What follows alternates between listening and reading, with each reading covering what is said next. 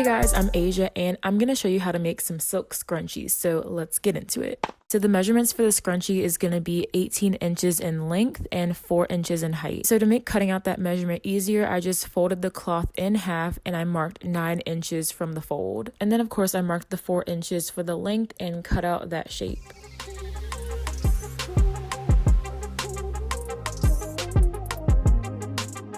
And then with the right side of the fabric facing up, I folded the fabric in half and I sewed along the bottom of it. Once you get about 3/4 of the way down, you're going to want to stop and leave a 1-inch gap, and that's just going to help to be able to flip the fabric right side out later on. But just remember 3/4 of the way to leave a 1-inch gap. And then taking a loop turner, I pushed one end of the fabric inward towards the other side of the fabric, and hopefully the visual kind of explains better what I'm saying.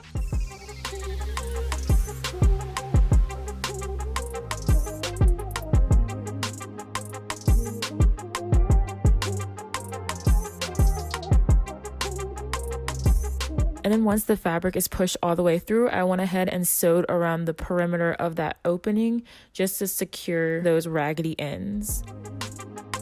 Okay, so remember that opening that we made from earlier. So now we're going to use that to pull the fabric right side out. And then I went ahead and added the elastic, and you're going to need about 8 inches of elastic for the scrunchie. So I grabbed a safety pin and hooked it to one end of the elastic, and I fed it through the opening of the tube.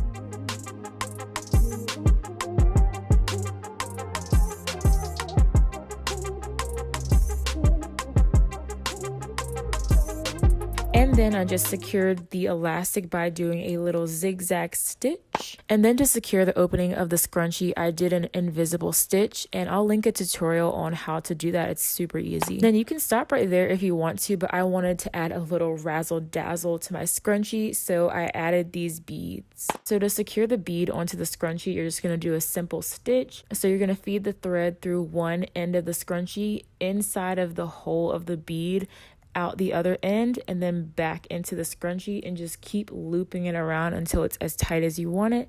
And then once you're done with that, just tie a knot to secure the thread from unraveling.